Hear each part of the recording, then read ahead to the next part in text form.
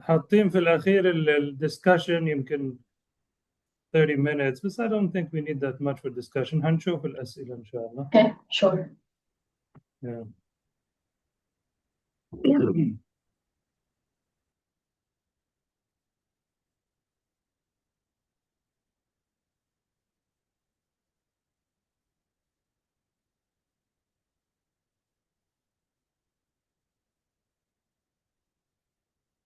Are we online now? Are we live? Yes, we're live, but I'm waiting for people to join. We reached 200 now. So inshallah, just a minute and we'll start.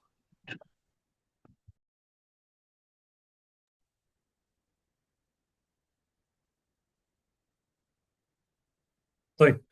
السلام عليكم ورحمة الله وبركاته. Good evening everyone. كل عام وانتم بخير وتقبل الله منا ومنكم صالح الأعمال. It's a real pleasure having you this evening after coming back from holidays and Eid, talking about a very important topic. And I'm joined with someone I'm pretty sure you all know, ما شاء الله غنية عن التعريف, الدكتورة ميرفت الأصنج, who's a senior cardiologist and interventional cardiologist at King Fahd Armed Forces Hospital in Jeddah. Today we're going to talk about inflammation, cardiovascular inflammation, specifically in atherosclerotic cardiovascular disease and in chronic kidney disease. I'm going to start by sharing a barcode, a QR code. If you don't mind, I would like everyone to scan it. Is my code clear? Yep, very clear. Okay. We'll give them a couple of minutes to answer the question. It's just 2 questions to know how familiar people are with the concept and what we're talking about. And it will help us in future perspectives, inshallah. It's a very short question. Do you routinely measure high sensitivity CRP in your clinical practice for atherosclerotic cardiovascular disease patients? And do you believe cardiovascular inflammation is a key driver for cardiovascular risk in atherosclerotic cardiovascular disease, chronic kidney disease patients? And if you submit,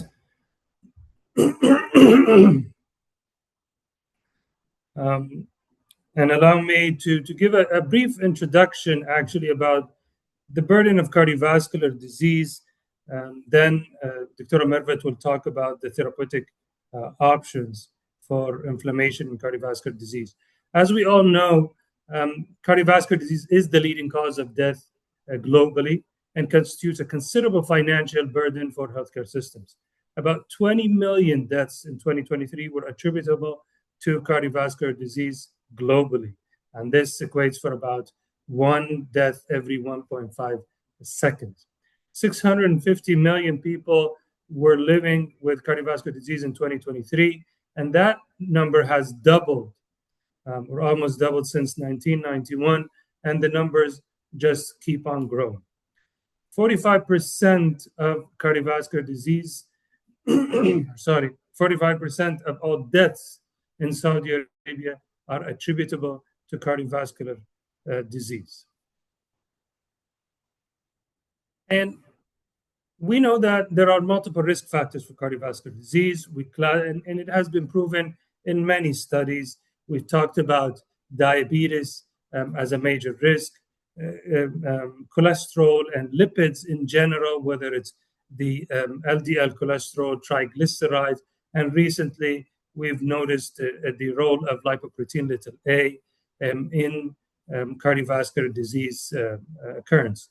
Thrombotic risk as well, but we have also noticed that there is a clear inflammatory risk that has been estimated or detected by the presence of the high sensitivity CRP, which is the biomarker for inflammation.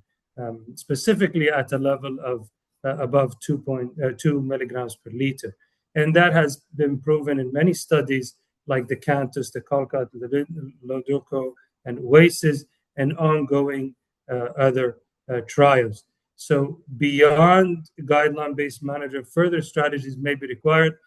And that has been specifically shown in many studies, like the Prove It, Improvement, and Inspire.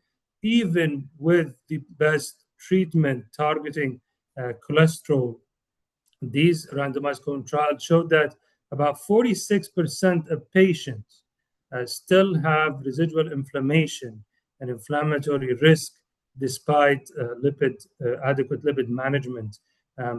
Again, shown by the high levels of high sensitivity CRP, even in the presence of well-controlled LDL cholesterol.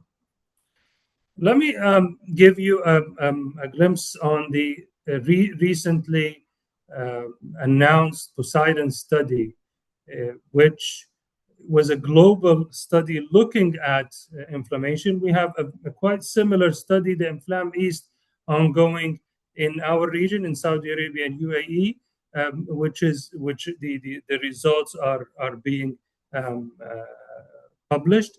But the Poseidon has been announced recently in the Heart Failure Association conference. This was a global cross-sectional study examining the prevalence of cardiovascular inflammation in atherosclerotic cardiovascular disease with or without chronic kidney disease and with or without a heart failure. And they looked again at the high sensitivity CRP above 2 as a well-established marker of inflammation, as we have limited evidence that exists regarding the prevalence of this inflammation. It's a large study. It included more than or close to 19,000 patients from 18 countries, and patients with the most severe disease were excluded. So we wanted to know, in the general patients of atherosclerotic cardiovascular disease, with or without chronic kidney disease and heart failure.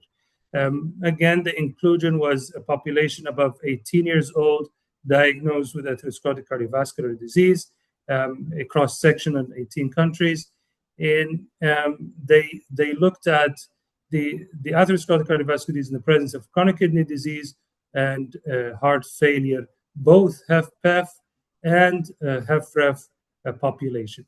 The primary objective was to estimate the prevalence of cardiovascular inflammation, again by the high sensitivity CRP in predefined cohorts.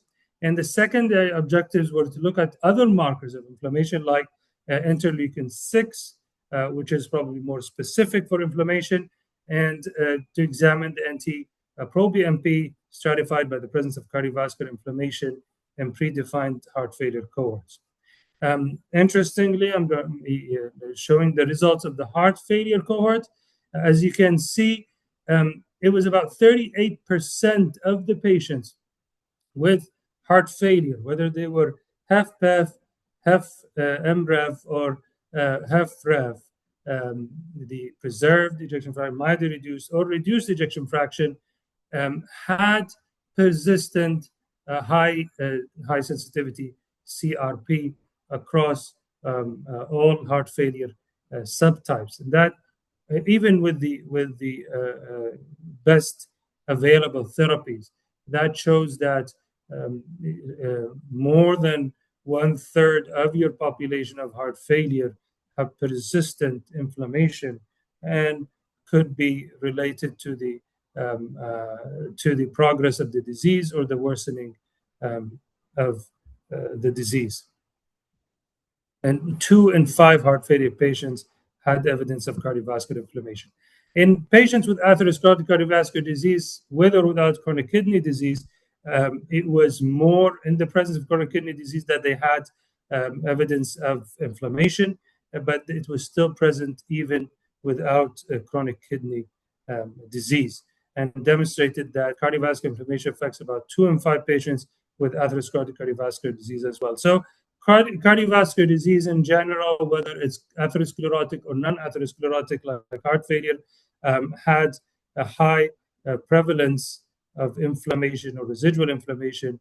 2 in 5 patients showed that evidence. So the overall summary of this landmark study, it was a large study of 19,000 patients globally, and hopefully soon you will see also the inflammations from our region, which I can tell you from now, the results are quite similar actually, but I don't want to burn that. It was a high quality study, and it estimates the global the evidence of prevalence of cardiovascular inflammation among patients with cardiovascular disease. And it was affecting about 2 in 5 patients, and high inflammatory risk affects 40% of patients with heart failure, regardless of ejection fraction. These findings from Poseidon study highlight the widespread nature of cardiovascular inflammation, atherosclerotic cardiovascular disease populations, and the importance of high sensitivity CRP assessment in patients who may be eligible for emerging therapies targeting inflammation.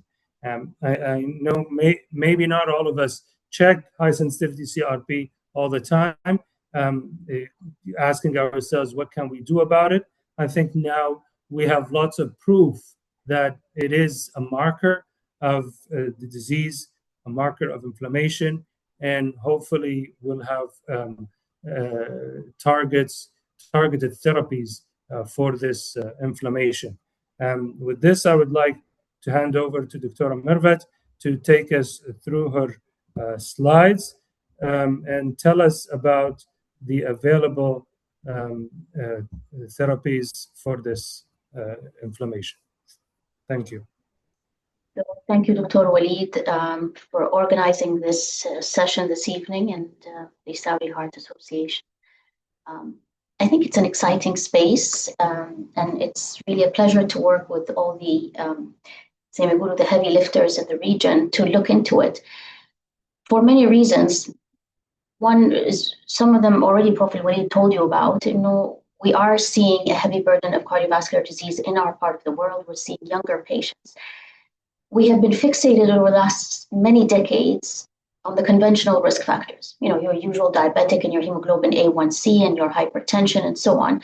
And we are actually very quickly recognizing that there's more to the story than the conventional risk factors. And this is actually one of my patients. As you can see, this is the left anterior descending artery. We're fascinated in the cath lab. We sit and do intracoronary imaging to see and study why a patient with no conventional risk factors, so not diabetic, not hypertensive, etc., still comes with an event, an acute coronary event. And you sit and you explore intracoronary imaging, and you want to look at, there's calcification suggesting that there was chronic inflammation and so on. But I think it is time that we acknowledge that there's something beyond the conventional risk factors, and that inflammation is an important player that we need to explore. So atherosclerosis, it's not an acute inflammation. It's a chronic inflammation that happens in the wall of the vessel that consequently leads to accumulation of cholesterol, inflammatory cells, and so on. And then eventually an acute event happens when it ruptures and you get thrombosis on site. But really, what we're quickly recognizing is that globally there are over 780 million people living with chronic kidney disease. So there's definitely an association and a link between kidney disease and cardiovascular disease. And patients with chronic kidney disease are actually high risk for cardiovascular disease. And we have, in fact, seen many of our patients, even those who end up going to transplantation, have disease progression in their coronary arteries. And so they are a subset of patients that are very high risk. 50% of all the deaths of patients with advanced kidney disease are due to cardiovascular disease. And more importantly, there is a significant intersection between them. So when you're looking at patients who have chronic kidney disease, you look at patients who have myocardial infarctions and patients who have hypertension alone. All of these have some kind of inflammatory process, as you see in this diagram, that is the cross-section between all of them. And ultimately, it affects the cardiovascular, the vessels, whether the coronaries or outside the coronary space, the heart itself, and of course, the kidneys. about 5 million people with atherosclerotic cardiovascular disease have chronic kidney disease and inflammation. And to date, we don't have approved therapies, although there are studies in the pipeline that we're exploring, or the community is exploring. But what is the marker for inflammation? Do you just label anybody with inflammation as somebody who has cardiovascular inflammation? Well, let's look into it, and let's look at the high sensitivity CRP. When you look at the high sensitivity CRP, it is indicative if it's below 10 to have some kind of a cardiovascular risk, and it's graded. So, if it's around 1, it's low, moderate, it's about 1 to 3, and then 3 to 10 is high cardiovascular risk. But when you're looking at CRP itself, just an absolute CRP, and once the CRP is very high, so you're starting to look at beyond 20, these are acute phase reactants, and you need to be looking at something else that's happening acutely in your patient. So is there an underlying infection, non-infectious inflammatory condition like an activation of a rheumatoid and so on? But the inflammation that's associated with cardiovascular disease is low grade, is chronic, is insidious, and that's why a lot of the times it goes unidentified. And it's very interesting that as a community, unfortunately, we have neglected the concept of inflammation for a very long time. And sadly, it was there for a while. You look at the Jupiter study that was published in 2009. So you see it's been more than, almost 2 decades, just under 2 decades. And it too showed us that when you look at these bars over here, or the graph over here, you look at patients with on rosuvastatin and their high sensitivity CRP. The cumulative incidence of MACE is higher when their CRP is above 2, which is the solid blue line. The solid red line is suggestive of those who have a CRP that is less than 2, and they're all on a rosuvastatin dose. The same thing we saw once again with the prominent and reduce it trials. We saw it with the CLEAR trial, again looking at statin-treated or statin-intolerant patients, both in the primary and secondary space. And then more recently, of course, the CANTOS, which was for secondary prevention, and showed that those with a history of myocardial infarction and a CRP that is more than 2, the cumulative incidence of MACE is actually higher, and it continues to grow over time. So when you look at year 1 compared to year 5, it's incremental and it continues to. And this is an important slide that I really want you to look at. And it drives the message that high sensitivity CRP is actually a stronger predictor than the conventional LDL. That's not to say that all the time we spend talking about lipids and lipid management were worthless. No, of course it is important. But I think it's also important to look at the neglected part of medicine. So when you're looking at this category of patients who have an LDL that's less than 70 and a high sensitivity CRP that's also less than 2, but now compare it to these patients who also have an LDL less than 70, but their high sensitivity CRP is more than 2. You immediately see that the hazard ratio for cardiovascular events jumps up. The same applies when you're looking at an LDL level that's more than 70. If their high sensitivity CRP is low compared with those who are high, you immediately see that jump. And again, it is consistent and you see it across. So CRP and LDL, they're both important factors, but perhaps once you have your LDL, now move on to the second predictor, which is high sensitivity CRP, and that's very clear from the graphs that we've seen. And it's, when you first diagnose, when I see a patient, for example, who comes to me with an acute coronary syndrome and I look at their LDL level, the first time they come to me and I end up taking them to the cath lab, the LDL is important. It's still important a year later. It's equally important 5 years later, and so on. Well, the CRP is the same thing. So when you look across time, whether you're looking at screening, whether you're looking across time, 48 months, it's still equally important just as it is with the LDL. And here, this is looking at combining them. So again, you're looking at high sensitivity CRP, you're looking at LDL, you're looking at LPA. Unfortunately, we don't like to measure things that we cannot treat. So right now we're saying, okay, why am I measuring LPA? Even over across time, we know that as the LPA level goes up, we know that you do see an increase in cardiovascular events, major adverse cardiovascular events, MI, stroke, and the cardiovascular death as well. The same applies for LDL. The primary reason we do that is actually we treat LDL, we have options and multiple options. In fact, we have combination therapies for them. And we're just a lot more reluctant when it comes to LPA and C-reactive protein, because at this point in time, we're not sure what the available options are in terms of therapy. And this was a trial that actually looked at women specifically. The 54 was the age of these women, and they looked at all three of them. And again, all three continued to, over time, show an impact. So what do the guidelines tell us? When you look at the guidelines, the American guidelines, the European guidelines, and we look at over time, so obviously the guidelines have to be conservative because they look for the evidence before they make a recommendation. And I do know that the Saudi Heart is also in the process of elaborating a document on inflammation and its role in cardiovascular disease, and I would keep an eye on that as well. So the 2021 is when the European Union, the European guidelines actually first looked at prevention and gave it a class 2B. Level of evidence was A at that time, to actually just start looking at these markers and to consider therapies such as colchicine, which was always available. The American guidelines in 2023, subsequently in 2024, we see it went to a 2A, so now there's slight upgrade in the European guidelines. The American guidelines now have gone to a 2B, and again, you're looking at patients who have an acute coronary syndrome and looking at therapies that could potentially modify inflammation early on. So this is a repetition. This is the evolution of the guidelines over time from 2019 to 2026, and you are looking at the high sensitivity CRP as an enhancing factor. Now, you remember when we looked at the lipid guidelines, right? If you remember the lipid guidelines very early on from about a decade ago, they started to introduce risk enhancers, the concept of risk enhancers. So you do look at a diabetic patient, hypertensive, you look at all the risk factors.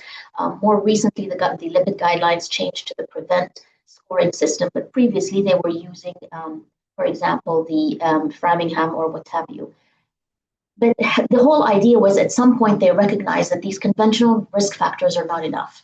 And they started to introduce the concept of enhancing factors. So they started to look at, for example, in women, pregnancy-related complications such as gestational diabetes and hypertension.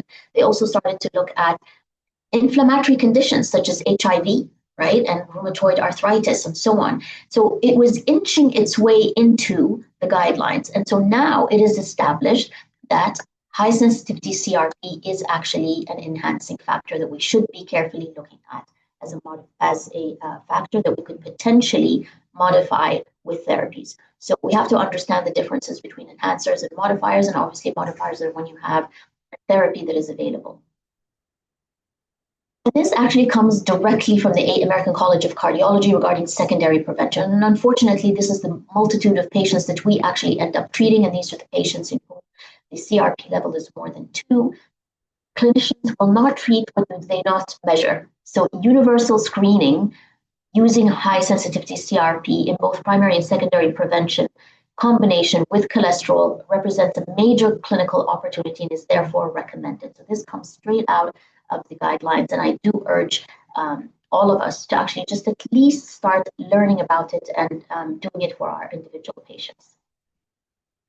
But as I mentioned, it's always for us difficult. So when a patient comes to me and says, okay, well, you measured my inflammation. You say I have low-grade inflammation that's significant. What are you going to do about it? So we're hoping that at some point the treatments will be introduced. Just like we look at the antiplatelet cascade, and we all learned it in medical school, and you start looking at prostacyclins and prostaglandins, and you look at where aspirin works and what the other NSAIDs work. The same thing applies to the NLRP3 pathway. And there are multiple areas. So you're looking at interleukin-6, you're looking at pro-interleukin-1 beta, and so on. The most associated with cardiovascular or atherogenesis is actually interleukin-6. And that's where a lot of the signaling comes from, and a lot of the new medications that are being trialed now come from. And so the CANTOS trial, and I believe Dr. Walid mentioned it briefly in his presentation, is you're looking at the CANTOS looked at very specifically the canakinumab, colchicine in the COLCOT and the LEDOCO trials, and then methotrexate was also looked at in the CIRT trial. So there are different opportunities for us to eventually start treating our patients. hopefully some of these will be coming into the Middle East once these therapies become available to us. And you do see a significant reduction in the level of HCRP and with every reduction in the CRP level, you get 25% reduction in major adverse cardiovascular events from the CANTOS trial. Likewise, when you're looking at the COLCOT, whether it was after MI or the LODOCO, which was after chronic coronary syndrome, there was at least 23, if not 30% reduction in event rates. Unfortunately, the methotrexate did not actually show a significant reduction in these patients. But as I mentioned, the one that had the most impact was in targeting the interleukin-6. And the interleukin-6 actually affects endothelial function. It affects cardiomyocyte hypertrophy, kidney and cardiac fibrosis, plaque vulnerability, glomerular hypertrophy. These have all been studied in patients with diabetes, without diabetes, but specifically in patients with atherosclerotic cardiovascular disease and chronic kidney disease. And so when we're looking at these patients and we're looking at the different trials and then that actually ended up enrolling a very large number of patients, when you're looking at over 100,000 of these patients that were enrolled, and you're looking at the signaling that we get from interleukin-6, you can look up these patients, you can look up the genotypes, whether it is heterozygous, homozygous, etc. You do see that this constitutes a long or lifelong risk for these individual patients. And so these are patients that we need to be considering long-term or lifetime reduction in their cardiovascular event rates, whether they have other associated risk factors or not. And again, history is there. We just haven't really looked into it very carefully. So when you look at the Physicians' Health Study, this was 25 years ago, so it was in 2000 that it was elaborated. And then you look at the CANTOS trial more recently. Obviously, the representation here, it's bars as opposed to a line graph, but irrespective, as you see the interleukin-6 as a marker, so we're moving away from high sensitivity CRP to something a little more specific, the interleukin-6. As it goes up, you do see the risk of MI increasing. And the same thing, those who are on treatment as opposed to those with a low interleukin level, looking at their cumulative risk of having a major cardiovascular event was lower than those who were not on treatment and in whom the interleukin-6 was higher. So what are the available therapies? This is in the pipeline. I think we're going to all cross our fingers and hope that it will, the results will be presented, I believe, later this year. Some preliminary results in the European Society of Cardiology and some in the American Heart Association. But when we're looking at this agent, it's a human immunoglobulin G1 monoclonal antibody that is directed at interleukin-6 ligand. It is anti-inflammatory. It's given once a month as a sub-Q injection, and it's very efficacious. And the preliminary results suggest that it's efficacious and safe compared with other conventional anti-inflammatory agents. And you see that it works in this cascade. You've seen it in a few slides back. The phase 2 trial that was done, the purpose of it was to identify the dose. So people don't just pick doses, or industry doesn't really just pick doses out of a hat and decide that, oh, this is the one that I'm going to test in randomized trials.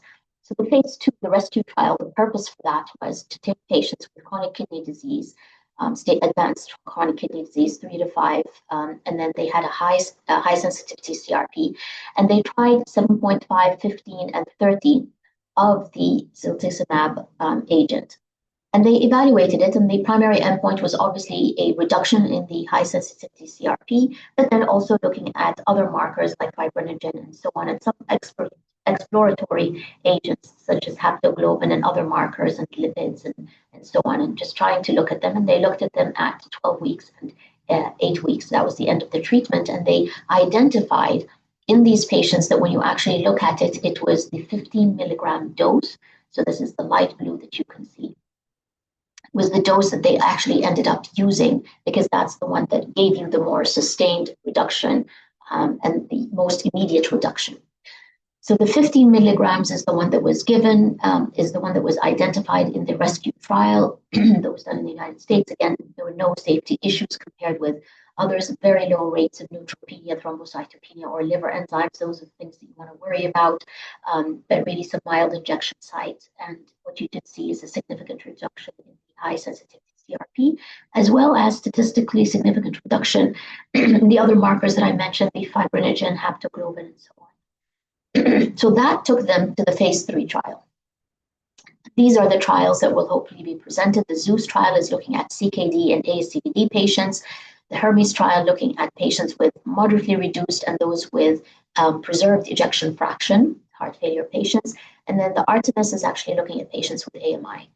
I did not expect them to enroll this many patients, but actually it was very impressive that you're looking at 6,000, 5,000 plus, and close to 10,000 patients that were enrolled in these trials, which means there's momentum, and I think the community is really ready to address this. So the ZEUS trial, again, there was a screening period. They gave the 15 milligram doses I mentioned. They put the patients on treatment, followed them up, and the objective was to find major adverse cardiovascular events, meaning cardiovascular death, non-fatal MI, and non-fatal stroke. And they followed up these patients. As I said, these will be presented at the ESC and the American Heart Association. At least some of the final results will probably be at the AHA. This was a randomized double-blind trial. And so I think it doesn't get stronger than that when you have a double-blind placebo-controlled trial. You do see that it was a very global trial, 38 countries, 6,000 plus participants. We're hoping the next trial, Saudi Arabia can participate and more from the Middle East. What we're seeing is a mean age of 69, gender 27% were women. Again, you're looking at patients who did have additional risk factors, hypertension, diabetes, heart failure. The EF, the mean was about 53%. Looking at other ASCVD factors, looking at eGFR, LDL, LPA levels, and so on, and the medications that they were on. So a lot of them were on current line treatments. So they were on aggressive antiplatelet therapy, statins. They were looking at GLP-1 receptor and SGLT2 inhibitors as well. And importantly, what you do see here is that these patients in the ZEUS trial, the high sensitivity CRP and interleukin 6 level, whether you're measuring the reduction in or chronic kidney disease by eGFR or the urinary creatinine to albumin ratio, irrespective, you're actually seeing that these patients, their CRP levels and interleukin 6 levels were actually very high. So the worse the kidney function is, the higher these markers are, which means they're more likely to have underlying an undercurrent of chronic inflammation. And hence now we have a better understanding of why clinically these patients tend to have more event rates. Again, keep an eye for the results. They're probably going to be positive, or at least we're hoping that they're going to be positive. I'm going to not bore you to death, and I'm going to wrap up right now. But the summary really is we do understand that atherosclerotic cardiovascular disease remains a leading cause of death. Most certainly is here in Saudi Arabia. Inflammation predominantly mediated by interleukin 6 has been related to adverse cardiovascular and renal outcomes. We do know that 50% of patients with both ASCVD and chronic kidney disease may have underlying inflammation, currently measured by high sensitivity CRP. We do know that targeting interleukin 6 inhibition, at least the preliminary results suggest that we may have achieve a reduction in major adverse cardiovascular events as well as CKD progression. The RESCUE-2 showed us that ziltivekimab actually showed an improvement in the response to the anti-inflammatory response, and there were no safety concerns. We are looking at the first class of interleukin 6 inhibitors, hopefully to be released by the end of this year. So thank you, everybody, and I'm just giving you a sneak peek. We're publishing a book very soon, and we're dedicating an entire chapter to environment and inflammatory factors that actually impact, and that's why you do see younger women and so on with cardiovascular events. And remember that there's more to it. I'm going to put the same barcode that Prophet Walid had when we started the presentation, and I just wonder if there's any change if we manage to kind of shift the needle. So thank you, Dr. Walid and the Saudi Heart for this event. Thank you, Dr. Amarvat. Very impressive cover of the evidence and the targeted therapeutic targets. And looking forward for the results, although the initial impression that it will be positive. And I would ask those who have questions just to submit it to the Q&A. There are a few that have been submitted already. Let me start by asking you, Dr. Mervet, now you've proven that interleukin-6 is the main target, and it's the main biomarker for inflammation. Why isn't it the main test that has been recommended to be used? We use CRP is it a surrogate marker? Is it really a specific marker? I mean, it's the most available, and it's the one we're learning about. And I think it is a surrogate, in my opinion. And I think we've now unequivocally seen that interleukin-6 is very targeted. We know where it works. And so it is more representative of vascular injury from inflammation, or vascular inflammation, really. Yeah. I don't know if all the hospitals have it. Yeah, so interleukin-6 is not commercially available. It's not easy, I think, to be tested, and probably the half-life for it and things. But I hope with time they get better reagents that can test it and be more specific. But CRP still remains, as the evidence shows and the studies have shown, is of a very high value and shows specifically the correlation with inflammation and the reduction of it, as you've shown even from the Jupiter trial. Those who had higher CRP had worse outcomes, and those who respond better with lower CRP had better outcomes. And I think that's the first question that we have, the clinical value of CRP test. Again, we have to specify here and make sure we're using the high sensitivity CRP. There are two types of CRP. There's the general CRP and the high sensitivity CRP. The high sensitivity CRP is more indicative of inflammation. We know CRP in general can be affected by any infection, by any other factors, and usually in the range of 2 to 10 nanogram per deciliter. More than that, it's more indicative of other causes like infection, and it can happen. So make sure when you test your patient that they're not having other causes of high CRP. We're talking about high sensitivity CRP. And effectiveness of anti-failure therapy and lipid-lowering therapy. As we said, statins have shown to reduce CRP and reduce inflammation. And even I think with the new therapies like PCSK9 inhibitors, there are studies showing evidence of reduction of inflammatory markers, specifically interleukin-6. As well as anti-failure therapies, there is evidence of SGLT2 inhibitors doing that. ARNI in a small study, MRA. So yes, anti-failure and targeted lipid therapies do reduce inflammation, but nevertheless, with all the therapies that we have, we still have residual inflammation that needs to be targeted specifically, and I think that's the main objective of our talks. There is a question here: chronic congestion and volume overload can affect inflammatory response, and if diuretics can reduce inflammation with volume reduction. I'm not sure that diuretics have been shown specifically to reduce inflammation, or if congestion specifically increases inflammation. But again, any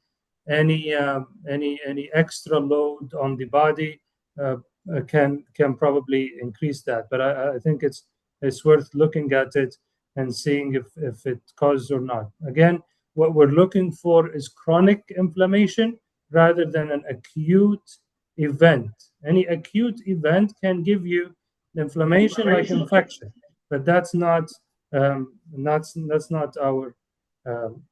target. PCSK9 inhibitors reduce cardiovascular risk with major changes. Can you please, with major changes in high sensitivity CRP? Can you please explain that, Dr. Mervet? PCSK9 inhibitors have several roles of reducing cardiovascular risk. How much does inflammation play a role in that, and what are the other factors? I mean, PCSK9 may have a minor role, but really, when we're now we dissected inflammation. We know it's inflammation. We have markers that show us inflammation. I think you need something that is very inflammation specific. So something that is anti-inflammatory, something you label officially as an anti-inflammatory. And these don't really fall in that category. Yeah. Is diabetes and HFpEF are diabetes and HFpEF patients more prone to for chronic inflammation, especially if there is chronic kidney disease? I think Dr. Mervet has shown specifically how chronic kidney disease increases the risk of inflammation. It's a cardiovascular disease by itself. HFpEF, as we've shown in the Poseidon and other trials, all heart failure subtypes have increased inflammation. Diabetes per se increases inflammation as well. So all these factors, yes, do increase inflammation and are well known to be cause probably for the worsening of their outcomes. The effect of GLP-1, SGLT2 on high sensitivity CRP, Dr. Mervet. And I know that there are, the effect of GLP-1 agonists and SGLT2 inhibitors on high sensitivity CRP. Yeah, I mean, now, again, the studies have shown, there are meta-analyses specifically for SGLT2 inhibitors, but even in GLP-1s, there have been shown, and you know that their cardiovascular effects are probably inflammatory or anti-inflammatory. There are evidence of a reduction in interleukin 6, not specifically high sensitivity CRP, but they do have anti-inflammatory effects, definitely. This question is for Dr. Mervet. Why colchicine is not becoming a standard component of therapy in ASCVD? This is a long debate, particularly after ACS being an anti-inflammatory agent. I mean, it's interesting because it's cheap. And the studies for colchicine came out years ago, and they never made it into practice for a reason. They're very poorly tolerated by patients. They're very, very poorly tolerated. I mean, the GI impact, the diarrheas and so on are adverse effects that are very troubling to patients. That's number one. And number two, again, the trials have been not consistent. The results were not very consistent. No. And so as physicians, you're going to give your patients adverse events and then, side effects, and the impact you're not 100% sure of. So I don't think many of us will be prescribing it, honestly. Yeah. So the controversies in the studies, I don't know. I still if it's your only, if people are having recurrent ACS, I might still use it. But again, it's a cheap drug. The side effects are not major. Let's say they are mildly mild. We use it a lot in myocarditis. So at least it's not a risky drug. If you feel strong about it for your patient, or your patient has recurrence, I might give it a try. Again, like Dr. Mervet said, there is none inconsistency in the studies. The most recent one showed no benefit. Do you think the era of COVID we've been through has factored for increased number of those cases? Which cases is he talking about? Now, COVID was an infection. It definitely caused inflammation by itself. Did it increase cardiovascular disease? Did it increase heart failure and diabetes? I don't think so. I don't think it had any major role. We did have some myocarditis during the era. Did you see anything different after the COVID era, Dr. Mervet? No, I mean, I think it opened our eyes a little bit, right, to the role. Yes. Especially that we saw that COVID can impact everything, pericardium, myocardium, vessels, Yes. and so on. I think it just, our understanding changed, but I don't think the pattern of disease changed. Yeah, I mean, we still, cardiovascular disease has and still is the leading cause of death worldwide, and the major risk factors: diabetes, hypertension, obesity, have been there before and after. Again, the same question about colchicine, low versus high dose in atherosclerotic cardiovascular disease. I don't think neither low dose nor high dose matters depending on the results of the studies that we have.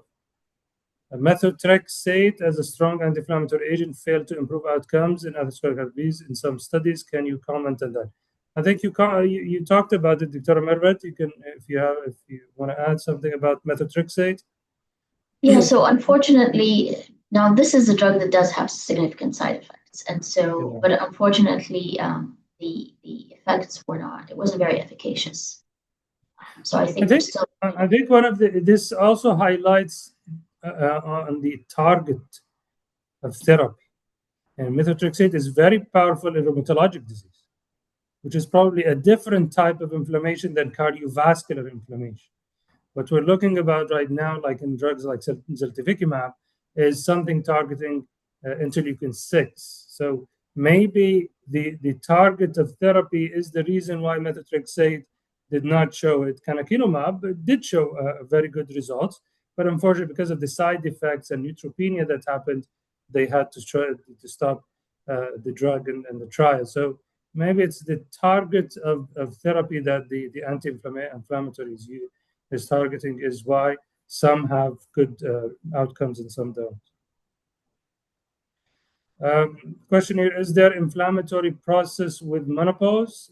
What do you suggest? So I think Dr. Mervet probably know more than me, and that do you think after, after menopause, we do see that obviously menopause, what is it? It's the decline in estrogen that happens.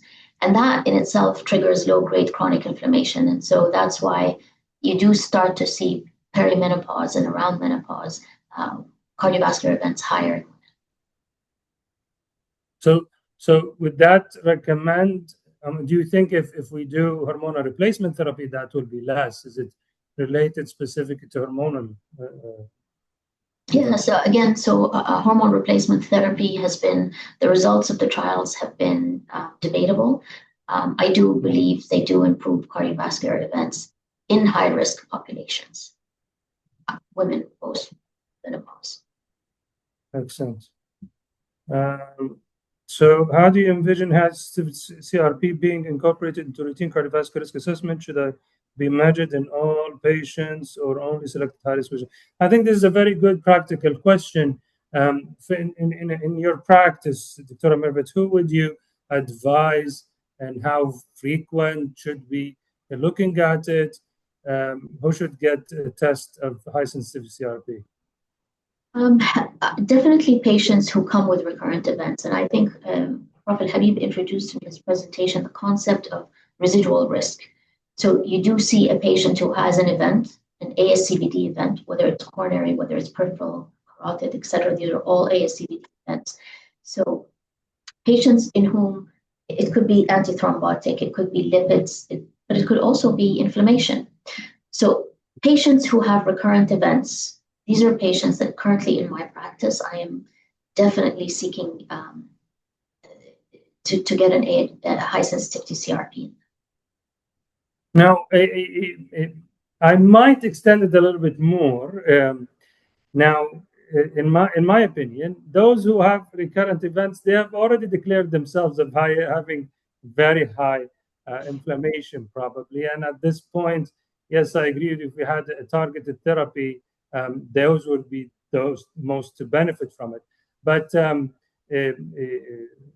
I think it would be stronger or have a stronger impact in screening patients. Oh, yes. And you've already included it in the screening module of patients who are, when you want to risk stratify your patients, those with diabetes, those probably with heart failure, those with maybe just hypercholesterolemia, those with family history of heart disease.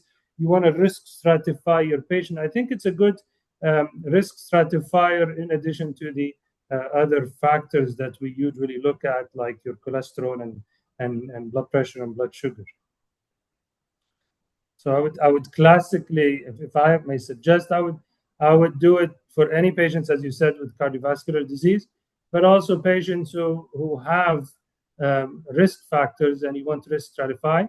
The following question would always be, what should I do about it? And how much should I panic about it? What should I tell my patient? Now, I take it as an opportunity to tell my patient that it's a risk modifier, it's a risk stratifier, it increases your risk, and you can probably start doing something about it. Even lifestyle modifications like exercise, weight reduction have shown to improve inflammation. Better control of diabetes, especially with the cardiovascular proven outcome medications like SGLT2 inhibitor, GLP-1 agonist, better control of the heart failure management, maybe tighter LDL or cholesterol management. You probably target a lower LDL if you know that the patient has a higher CRP and higher risk. So although we don't have a target therapy, but I think there is a lot to be done for patients who have a high sensitivity CRP at this point.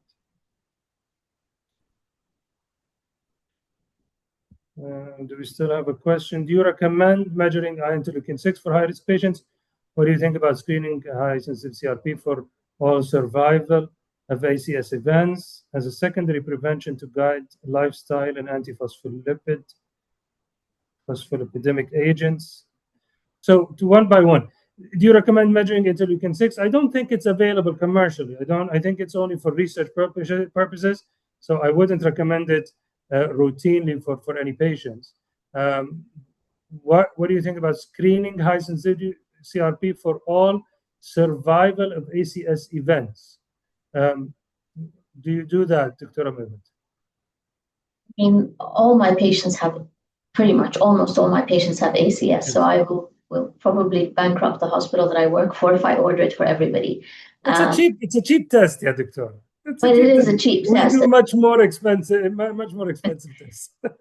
But I do think that the recommendation, I think all of us as a community will be more inclined to measure it and use it as a screening tool once we know what to do about it. I mean, when you look at a patient who has anemia, for example, so you do CBC for every patient, and it's cheap, but you know what you need to do if a patient is anemic, whether it's iron deficiency or what have you. I think our current limitation is that I'm not inclined to start colchicine on the majority of my patients. That's why I'm limiting it right now to only the frequent flyers. I'm very confident that once the trials come out, once medications are available that can become part of the routine, absolutely, we should be screening in our part of the world. And I would screen particularly because we have seen, and I showed you it in my presentation, we have patients that are a decade younger than those who present in Europe and the United States. Very simple. The first MI in Saudi Arabia is at the age of 55 compared to USA, which is 65. So something is happening. Something is happening in our patients. And inflammation is something we really, really need to recognize. The more intracoronary imaging I do, and I see calcium that can't be visible fluoroscopically. Calcium is a marker not just of chronicity, it's a marker of some process that just healed, and it healed with calcium. So there was some inflammation that healed with calcium. That's what it's telling me. So, maybe there's no stenosis, but there's pathology in the wall. It's not normal. And once we have targeted therapies, I think you'll see most of us screening for sure. I think right now, I just don't know what to do with it, and I don't want to open a bag of worms for myself. But I'm definitely going to be heading in that direction soon. Yeah, I think this person agrees with you. He's saying that he or she that I will do all this management for any patient with high LDL or high HbA1c. So why we measure HCRP? I mean, nothing can be added. Patient have higher CRP, right? So again, the argument would be, my argument at least, is that it's a risk stratifier. If I know that my patient has a higher risk, like let's say family history. If a patient has a strong family history, then I'm inclined to manage him different than those someone who doesn't. Like smoking, if someone is smoking in addition to high LDL, I manage him different than someone who's not. So I would probably be more inclined to lower his LDL more, have a stronger target. It would be a stronger argument with the patient to probably change his lifestyle, to lose weight, to take care. It's a risk stratifier. To me, it's not an expensive test. It's not like calcium scoring, for example, which is a very good tool as well, but it's expensive, and many might argue that you cannot do it for every patient. I agree, but for a high sensitivity CRP, it's a test that probably doesn't cost 20 or 30 riyals. It's not an expensive thing. So again, it goes both ways. If you are able to really meticulously manage your patients with all targets and you're comfortable with that, it's fine. If you want to know more about your patient's risk and stratify him better, I think it will help a lot to know it. That's my argument about it. Great. It was a very interesting night, and I thank everyone who attended. I thank Dr. Mervet for her time, although she had a STEMI coming out with all the stress she had. I hope her high sensitivity CRP is not high right now. I also thank Novo Nordisk for sponsoring this event and Kunuz Ritash for covering it. Dr. Mervet, if you have anything to add. I'm just, it's an exciting time to be practicing cardiology. Yes. And honestly, we're learning a lot more that we didn't know when we were medical students and trainees and so on. And I think the future is going to show us a lot more. And inflammation is definitely one of those spaces that we will all learn. And I think our patients will learn along with us as well. So maybe it's collaborate with our nephrologists. يعطيكم العافية جميعا and wish everyone a great night. يعطيكم العافية. مع السلامة. شكرا جزيلا. السلام عليكم. سلام.